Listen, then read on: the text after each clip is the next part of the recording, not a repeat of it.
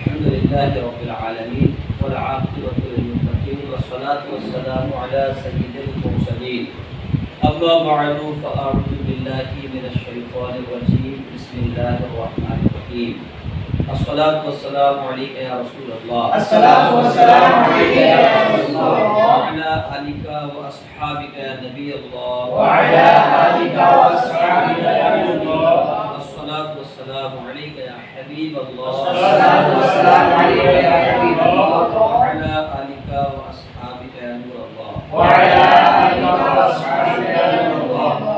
پیارے بچوں اور ناظرین کرام، آج کا جو ہمارا حلقہ درس ہے اس کا نام ہے آؤ قرآن سیکھیں۔ کیا نام ہے؟ آؤ قرآن سیکھیں۔ قرآن اللہ تبارک و تعالیٰ کی عظیم کتاب ہے جس کا دیکھنا بھی عبادت ہے، جس کا چھونا بھی عبادت ہے اور پڑھنا بھی عبادت ہے۔ اصل میں کیا ہے؟ پڑھنا اس کا عبادت ہے اور چھونا بھی عبادت ہے، دیکھنا بھی عبادت ہے، مگر جب اس کو پڑھا جائے گا تو جس طرح سے پڑھنا چاہیے، جس طرح سے پڑھنے کا حق ہے، اس طرح سے پڑھا جائے گا۔ کیسے پڑھا جائے گا؟ تجوید کے ساتھ۔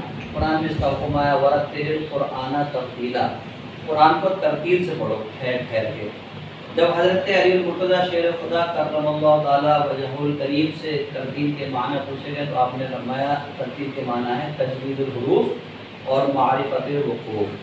تو تجوید الحروف میں دو چیزیں آتی ہیں، پہلی یہ کہ حرف کو اس کے مخرج سے ادا کرنا اور حرف کو اس کی صفتوں کے ساتھ ادا کرنا، اور معرفت الوقوف میں یہ آتا ہے کہ کہاں وقف کرنا ہے اور کیسے وقف کرنا ہے، یعنی کہاں ٹھہرنا ہے اور کیسے ٹھہرنا ہے۔ تو یہ قرآن کو صحیح طریقے سے سیکھنا ضروری ہوتا ہے اور اس کے بڑے فضائل ہیں۔ ارے آقا صلی اللہ تعالیٰ علیہ وسلم نے ارشاد فرمایا کہ جس نے قرآن کو سیکھا اور دوسروں کو سکھایا اور جو کچھ اس میں حکم اللہ تعالیٰ نے فرمایا اس پر عمل کیا تو یہ قرآن بروز قیامت اپنے سیکھنے والے اور عمل کرنے والے کے لیے شفاعت کرے گا اور اس کو یہ قرآن جنت میں لے جائے گا۔ اور اگر اس کے برعکس کوئی آدمی قرآن کو صحیح پڑھنا نہیں سیکھتا ہے اور غلط طریقے سے پڑھتا ہے، اس کی جو ہے تجوید درست نہیں ہوتی ہے، اس کے مخارج صحیح نہیں ہوتے ہیں، اس کو صفات کو صحیح ادا کرنے کا طریقہ نہیں پتہ ہوتا، اس کو جو ہے وقوف کی معرفت نہیں ہوتی ہے، غلط طریقے سے قرآن جو پڑھتا ہے، تو حضرت انس بن مالک رضی اللہ تعالیٰ عنہ سے حدیث ملتی ہے کہ قرآن اس پڑھنے والے پر لعنت کرتا ہے۔ پڑھنے والے پر کیا کرتا ہے؟ لعنت کرتا ہے کہ جو غلط قرآن کو پڑھتا ہے۔ اس لیے قرآن کو صحیح پڑھنا سیکھنا ضروری ہے۔ علماء کرام فرماتے ہیں قرآن کو تجوید کے ساتھ پڑھنا یہ فرض عین ہے۔ کیا ہے؟ فرض عین۔ قرآن کو کیسے پڑھا جائے گا؟ تجوید کے ساتھ پڑھنا فرض عین ہے۔ اگر کسی نے نماز کے اندر قرآن کو غلط پڑھا یعنی تجوید کے خلاف پڑھا تو اس کی نماز ختم کیا ہے؟ باطل ہے، اصل اس کی نماز نہیں ہوگی۔ تو نماز میں قرآن پڑھنا ضروری ہوتا ہے۔ اب جب قرآن نماز میں پڑھا جائے گا تو کیسے پڑھا جائے گا؟ تجوید کے ساتھ پڑھا جائے گا۔ کیسے پڑھا جائے گا؟ تجوید کے ساتھ۔ تو تجوید کو قرآن یعنی قرآن کو تجوید سے پڑھنے کے لیے تجوید کو سیکھنا ضروری ہے۔ کیا ضروری ہے؟ کوئی بھی کام بغیر سیکھے نہیں ہوتا، ایسے ہی نماز بھی بغیر سیکھے صحیح اور درست ادا نہیں ہوتی ہے، قرآن بھی بغیر سیکھے صحیح پڑھنا نہیں آتا ہے۔ اسی کو مد نظر رکھتے ہوئے الحمدللہ ہم نے یہ سلسلہ شروع کیا جس کا نام ہے آؤ قرآن سیکھیں۔ آؤ قرآن سیکھیں۔ تو سب سے پہلے بہتر یہ ہے کہ ہم وہ 10 صورتوں کو سیکھ لیں، ان کی تجوید درست کر لیں جو زیادہ تر نماز میں پڑھی جاتی ہیں، علم طرح سے لے کر قل اعوذ برب الناس تک، ٹھیک ہے؟ تو اس میں سے ہر روز الحمدللہ 1 یا 2 آیت ہم آپ کو سکھایا کریں گے۔ اگر آپ غور کرو گے، توجہ دو گے تو انشاءاللہ تبارک تعالیٰ بہترین قرآن پڑھنے والے آپ بن جاؤ گے انشاءاللہ۔ سب سے پہلے آیت جو ہے الحمدللہ لیکن آپ کے سامنے جو آیت مبارکہ لکھی ہوئی ہے سورہ فیل کی، اس کو ہم سمجھنے کی کوشش کرتے ہیں۔ ہم آپ کو سمجھائیں گے، آپ اس پر غور و فکر کرو اور پھر انشاءاللہ تبارک تعالیٰ کسی ایک بچے سے ہو سکتا ہے سن بھی لیا جائے، ٹھیک ہے؟ تو سب سے پہلے جو آیت لکھی ہے یہ آیت پڑھ لیتے ہیں اور بسم اللہ الرحمن الرحیم۔ الم تر کیف فعل ربک باصحاب الفیل۔ سمجھ رہے ہیں؟ یہ قرآن کی آیت ہو گئی۔ اب اس کے بارے میں ہم سمجھتے ہیں کہ کس کو کس طرح سے ادا کرنا ہے۔ تو اس میں سب سے پہلے علم جو کلمہ ہے اس کے اندر سب سے پہلا حرف ہے وہ حمزہ ہے۔ کیا ہے؟ حمزہ۔ یہ حمزہ ہے مگر الف کی شکل میں ہے. کون سی شکل میں ہے؟ الف کی شکل. تجوید کے قاعدوں اور قانون کے حساب سے اگر آپ دیکھیں گے تو جس الف پر زبر زیر یا پیش کیا زبر زیر یا پیش یا جزم یہ کوئی حرکت لگ جاتی ہے یا جزم بھی لگ جاتا ہے تو پھر وہ الف نہیں بلکہ حمزہ کہلاتا ہے. کیا کہلاتا ہے؟ حمزہ. اور حمزہ کو ادا کرنے کا طریقہ یہ ہے کہ حمزہ کو سب سے پہلے سے جانے اس کا مخرج کیا ہے. تو حمزہ اور ہا جو دو آنکھوں والی ہا ہوتی ہے ان دونوں کا مخرج شروع حلق ہوتا ہے. کیا ہوتا ہے؟ شروع حلق. حمزہ اور ہا کا مخرج کیا ہے بچوں؟ شروع حلق. شروع حلق ہے. تو شروع حلق سے حمزہ ادا ہوتا ہے. اب حمزہ پر یا کسی بھی حرف پر اگر زبر زیر یا پیش زبر زیر پیش کو کیا کہتے ہیں؟ حرکات کہتے ہیں. کیا کہتے ہیں؟ حرکات. ہاں. اور زبر کو حرکت کہتے ہیں, زیر کو حرکت کہتے ہیں, پیش کو حرکت کہتے ہیں. تینوں کو ملا کے کیا کہتے ہیں؟ حرکات. اور آپ یہ مدنی قاعدے کے اندر پڑھ چکے ہیں کہ جو حرکات ہوتی ہیں ان کو بغیر کھینچے اور بغیر جھٹکا دیے ادا کیا جاتا ہے. کیسے ادا کیا جاتا ہے؟ بغیر کھینچے بغیر جھٹکا دیے. بغیر کھینچے اور بغیر بغیر جھٹکا دیے. تو حمزہ پر زبر ہے اور حمزہ میں ایک بات یہ بھی ہوتی ہے کہ حمزہ کو تحقیق کے ساتھ پڑھا جاتا ہے تاکہ ایسا نہ ہو کہ معلوم نہ چلے آپ نے حمزہ کیا. کیونکہ کبھی ایسا ہو جاتا ہے آپ نے اگر بغیر تحقیق کے پڑھتے تو معلوم نہیں چلتا حمزہ پڑھا گیا یا نہیں پڑھا گیا. جیسے بہت سی بار ایسا ہوتا ہے لوگ کہتے ہیں السلام علیکم تو ایسا معلوم ہوتا ہے کہ السلام علیکم. کیا کہا؟ السلام علیکم. تو قرآن اللہ فرماتے ہیں کہ حمزہ میں تحقیق کرے یعنی خوب ظاہر کر کے پڑھے. کیسے؟ انم. کیا؟ انم. تو حمزہ پر اگر زبر ہے تو اس زبر کو بغیر کھینچے اور بغیر جھٹکا دیے پڑھیں گے. تو پڑھیں گے اور لام سے لام زبر لا ہے, حمزہ زبر اور لام میم زبر لام. تو کیا ہوا؟ علم. کیا ہوا؟ یہ ہے بغیر کھینچے علم. کھینچنا یہ ہوا اگر کسی نے اس طرح سے پڑھ دیا عالم. کیا پڑھ دیا؟ تو یہ حمزہ کو آپ نے کھینچ دیا. یہ کیا کر دیا آپ نے؟ حمزہ کو کھینچ دیا. تو حمزہ یہاں پر کھینچا جائے گا یا بغیر کھینچے پڑھا جائے گا؟ بغیر کھینچے. کسی بھی حرف کو کب کھینچتے ہیں؟ جب واو سے پہلے پیش اور یا سے پہلے زیر اور الف سے پہلے زبر ہو. کیا ہو؟ الف سے پہلے زبر ہو تب حرف کو کھینچا جاتا ہے. مگر نہ اگر خالی زبر زیر پیش ہو تو حرف کو کھینچا نہیں جاتا. تو یہاں پر حمزہ پر آپ دیکھ رہے ہیں کہ زبر کی حرکت ہے تو بغیر کھینچے پڑھیں گے. لام پر بھی زبر کی حرکت ہے ایسے بغیر کھینچے پڑھیں گے. میم پر جزم ہے. میم پر کیا ہے؟ جزم ہے. جس حرف پر جزم ہوتا ہے تو اس حرف کو ساکن کہتے ہیں. کیا کہتے ہیں؟ ساکن. تو یہاں پر کیا ہوا؟ میم ساکن ہوا. کیا ہوا؟ میم ساکن. اور ساکن حرف کو ادا کرنے کا طریقہ یہ ہے کہ جب ساکن حرف کو ادا کریں تو ساکن حرف ہلنا نہیں چاہیے. کیا نہیں ہونا چاہیے؟ ہلنا نہیں چاہیے. علم علم اس طریقے سے نہیں ہونا بلکہ علم. کیسے؟ علم. جو ہلنے والے حروف ہیں یعنی جن میں آواز لوٹتی ہوئی معلوم دیتی ہے وہ 5 حروف ہیں. کتنے حروف ہیں؟ 5. پیارے بچوں آپ انہیں یاد کر لیں اپنے ذہن میں بسا لیں تاکہ آپ کو آسانی ہو. تو وہ 5 حروف کون سے ہیں؟ قاف. بولو. قاف. صاد. با. جیم. دال. یہ 5 حروف ہیں اور ان کا مجموعہ بنتا ہے قطب و جد. کیا بنتا ہے؟ قطب و جد. ان حروف کو جب ہم ادا کرتے ہیں تب تو آواز لوٹتی ہوئی معلوم ہوتی ہے. جیسے آپ پڑھیں گے کتاب مثلا, کیا آپ پڑھیں گے حج, کیا آپ پڑھیں گے احد. تو ان میں جو ہے حق بات سمجھ رہے ہیں یا محیط. تو ان 5 حروفوں کے اندر تو آواز لوٹتی ہوئی معلوم نہیں کی ہلتی ہوئی. ان کے 5 حروف کے علاوہ کسی بھی حرف پر اگر جزم ہوتا ہے تو پھر وہ آواز ہلانا نہیں ہے. یعنی کرنی ہے یعنی میم کے بعد فوراً تا پکڑنی ہے یا رکنا بھی نہیں. اچھا ایک قاعدہ یہ بھی آپ سمجھ لیں کہ میم پر جب جو ہے میم کے بعد والا میم کا بعد والا جو حرف ہوتا ہے اگر میم کے بعد میم آتی ہے تو پھر اس کو کہتے ہیں وہ ہوتا ہے ادغام. کیا ہوتا ہے؟ اور اس ادغام کو کہتے ہیں ادغام شفوی. اور اگر جیسے یہ دیکھ لیں آپ یہ میم کے بعد میم آ جائے گی جیسے تو وہاں پر ادغام ہوا. جیسے آپ کا یہ حمزہ ہو گیا, یہ نون ہو گیا ان اور یہ تم, یہ میم ساکن ہو گئی. اب اس کا آ رہا ہے مؤمنین. کیا آ رہا ہے؟ مؤمنین. تو اب یہاں پر میم کے بعد میم آ رہی ہے تو یہاں پر ادغام شفوی ہوگا. کیا ہوگا؟ ادغام شفوی. سمجھ رہے ہیں آپ؟ کیا ہوگا یہاں پر؟ ادغام شفوی ہوگا. یہ میں نے آپ کے لیے آسانی کے لیے ادغام شفوی یعنی یہاں پر ہم ٹھہر کے پڑھیں گے. کیسے پڑھیں گے؟ یعنی ناک میں آواز جا کر ایک الف کے برابر غنہ کر کے پڑھیں گے. انتم مؤمنین. کیسے پڑھیں گے؟ انتم مؤمنین. اب میم کے بعد میم آ گئی تب ادغام ہوتا ہے. میم کے بعد اگر با جاتی ہے تو اخفا ہوتا ہے. تو کیا ہوتا ہے؟ اخفا ہوتا ہے. جیسے آ گئی میم کے بعد با یعنی یہ تھا ام اور یہ با آ گئی. تو اب یہاں پر اخفا کرتے ہیں اور اسے کہتے ہیں اخفاء شفوی. کیا کہتے ہیں اسے؟ اخفا.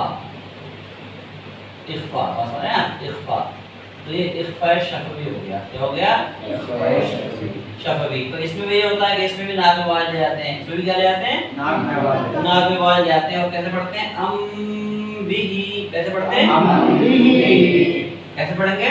ام بھی. تو یہاں پر ادغام کریں گے. ادغام میں بھی ناک میں بال لے جائیں گے. پڑھیں گے تم بات سمجھ رہے ہیں مؤمنین.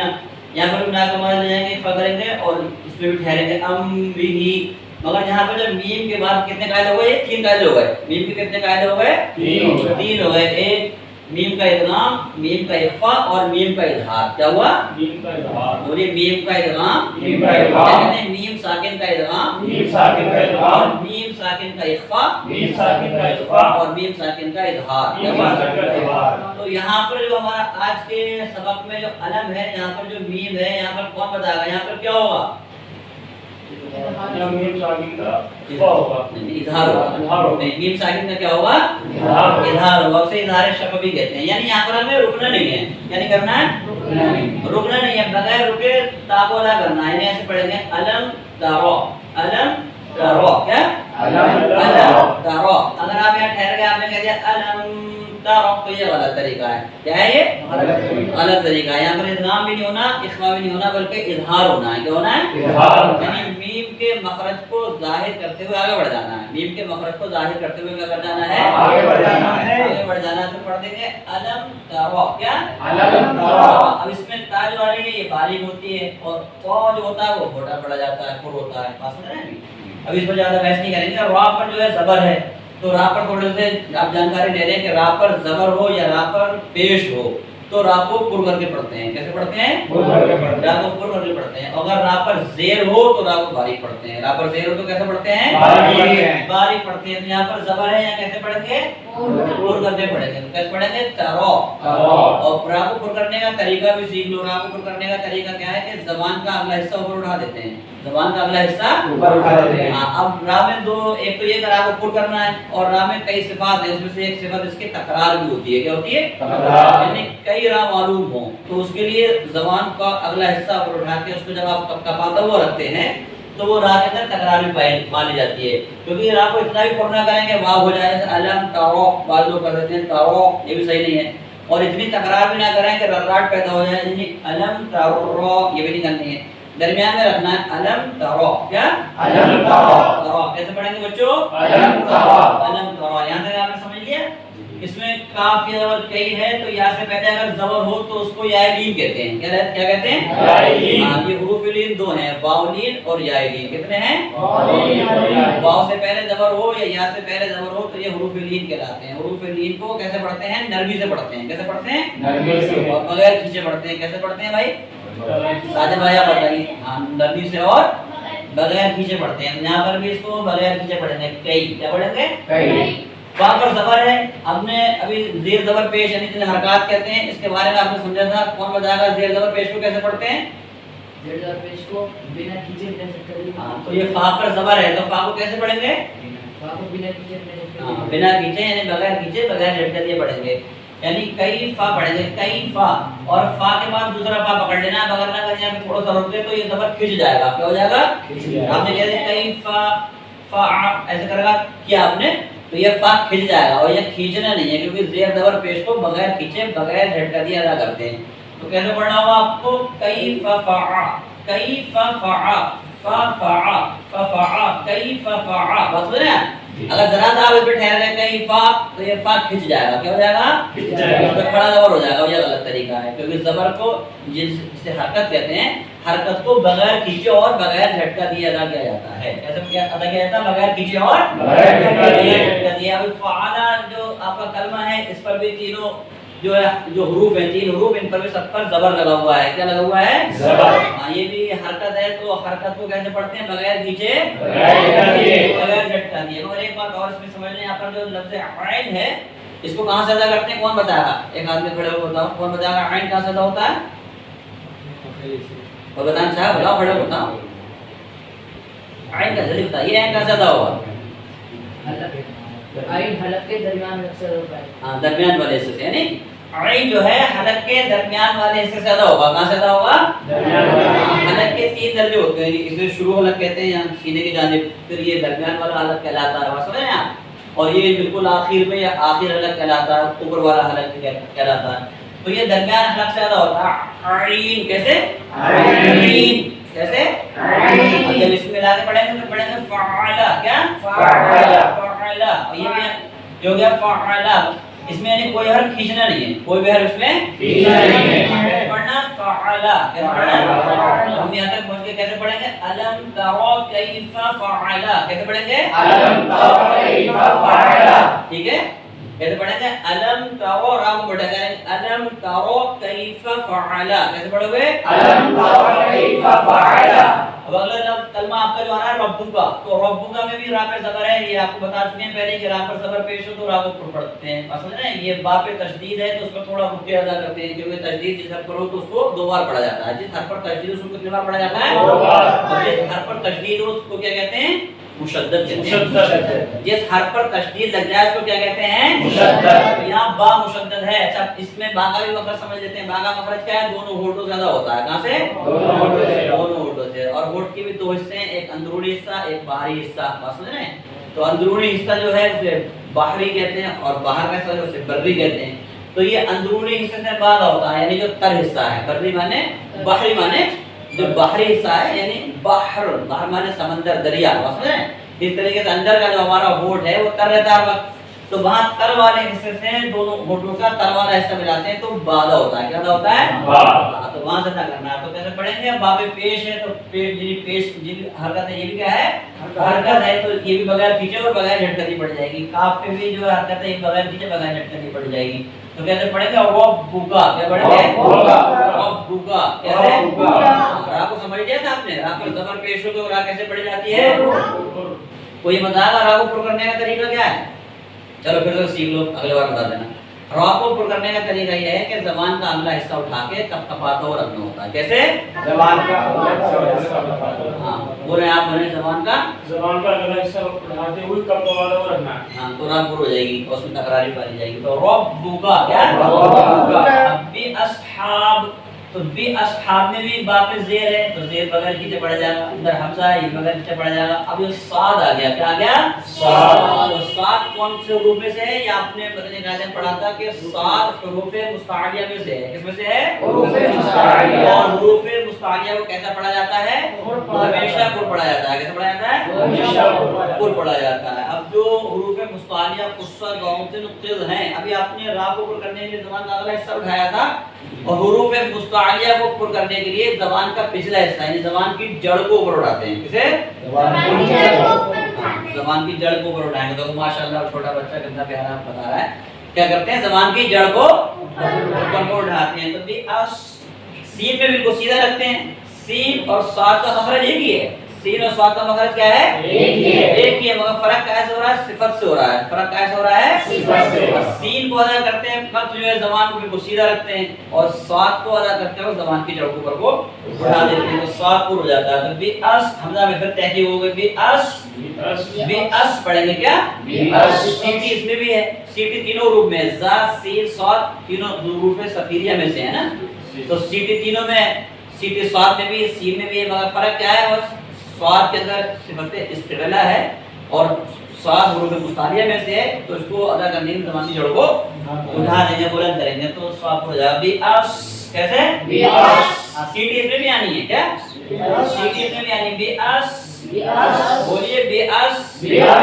हाँ पर यहाँ पर फिर अलिफ आ गया, तो अलिफ वाव या ये हुरूफ मद्दा कहलाते हैं और हुरूफ हवाइया कहलाते हैं। तो हुरूफ मद्दा को कैसे पढ़ा जाता है? एक अलिफ के बराबर खींच के पढ़ा जाता है। अब खींच के पढ़ेंगे, ठीक है?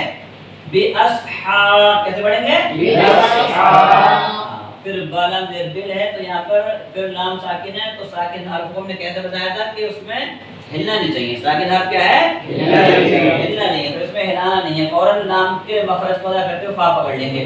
बि अस्हाबिल फील। क्या? ठीक है, समझ में आ रहा है आपके कायदे? जी। तो अब फील के अंदर जो या मद्दा है, क्या है? या मद्दा है। तो ایک تو الف واو یا انہیں مد اصلی کہتے ہیں. اب ان مد اصلی کے بعد اگر حمزہ آ جاتا ہے تو اسے مد متصل کہتے ہیں. جیسے جاء مثلا ہے اب جیسے یہ آپ کا ہو گیا حرف مد. کیا ہو گیا؟ الف حرف مد ہو گیا. کیا ہو گیا؟ حرف مد ہو گیا یہ الف مثلا ہے. اب اس کے بعد اگر حمزہ آ گیا تو حمزہ آ جائے گا تو اسے مد متصل لگا دیں گے. مد متصل ہو جائے گا. کیا ہو جائے گا؟ مد متصل. اسی طریقے سے اگر حرف مد کے بعد حمزہ ایک ہی کلمے میں ہے تو مد متصل اور دوسرے کلمے میں تو منفصل. جیسے آپ یوں پڑھ لیں قالو. اب آگے آمنا. کیا آ گیا؟ آمنا. تو یہ حمزہ آ گیا آگے. یہاں پہ حروف مد واو ہے. کیا ہے؟ حرف مد کیا ہے؟ یہ ہے حرف مد واو. تو لام کے ساتھ واو کھینچنا تھا قالو ایک الف. مگر حمزہ آ گیا تو یہ پھر مد منفصل ہو جائے گا. بس میں یہ دو ڈائریکٹ کھینچ سکتے ہیں. تو قالو آمنا یہ ہو گیا کہ حرف مد کے بعد حمزہ آ جائے تو یا تو مد متصل ہو یا مد منفصل. اب حرف مد کے بعد اگر سکون پہلے سے ہو تو اسے مد لازم کہتے ہیں اور اگر ہم سکون بنا رہے ہیں تو اسے مد عارض کہتے ہیں. کیا کہتے ہیں؟ مد عارض. تو یہاں پر ابھی اصحاب الفیل بھی لام پہ زیر ہے. اب اسے ہم اگر ساکن کر دیتے ہیں تو یہ ساکن عارضی طور پر ہے. کیسا ہے؟ عارضی طور پر ہے. تو اسے کیا کہیں گے؟ مد عارض کہیں گے. کیا کہیں گے؟ مد عارض. مد لازم میں تو طول ہی طول ہوتا ہے. مد اصلی میں قصری قصر ہوتا ہے اور مد عارض میں تینوں وجہ ہوتی ہیں. طول بھی ہوتا ہے, توسط بھی ہوتا ہے اور قصر بھی ہوتا ہے. تو یہاں پر ہم تینوں وجہ کر سکتے ہیں. یعنی فیل کو لمبا بھی کھینچ سکتے ہیں, فیل کو درمیانہ بھی کھینچ سکتے ہیں اور فیل کو ایک الف کے برابر بھی کھینچ سکتے ہیں. اگر قرآن فرماتے ہیں کہ جب کوئی صورت پڑھے اور ایک ہی قسم کا مد ہو, یعنی جیسے یہ مد عارض ہے الم تر کیف فعل ربک باصحاب الفیل الم یجعل کیدہم فی تضلیل. تو ہر تمام آیتوں پہ مد عارض ہیں. تو جو مقدار ایک بار آپ نے اختیار کی وہی سب نے اختیار کرے. اگر طول کو اختیار کیا تو طول, توسط کو اختیار کیا تو توسط, اور اگر قصر کو اختیار کیا ہے تو قصر. قصر کی مثال سمجھیں آپ نے قصر کو اختیار کیا تو آپ ایسے پڑھیں گے الم تر کیف فعل ربک باصحاب الفیل الم یجعل کیدہم فی تضلیل فارسل علیہم طیرا ابابیل. اس طریقے سے پڑھتے جائیں گے. اگر طول اختیار کرتے تو پھر طول پڑھتے جاتے. تو آپ نے یہ سارے قواعد سمجھ لیے اس کے؟ جی. چلو ایک بار دوہرا لیتے ہیں. پڑھو الم ترو. تا باری ہے, را کو رکھیں گے اور میم پہ ٹھہرنا نہیں ہے. ٹھیک ہے؟ الم ترو کیف فعل ربک. یعنی را کو روی. ٹھیک ہے؟ ربک باصحاب الفیل. ٹھیک ہے؟ ایک بار اور پڑھ. بسم اللہ الرحمن الرحیم. بسم اللہ الرحمن الرحیم. الم تر کیف فعل ربک باصحاب الفیل. الم تر کیف فعل ربک باصحاب الفیل. یعنی بچوں اور ناظرین آج کے لیے اتنا ہی بہت ہے. آپ اس کو سمجھیں اور کریں, اور ہو سکتا ہے کل وہ اس میں آپ سے سوالات کیے جائیں.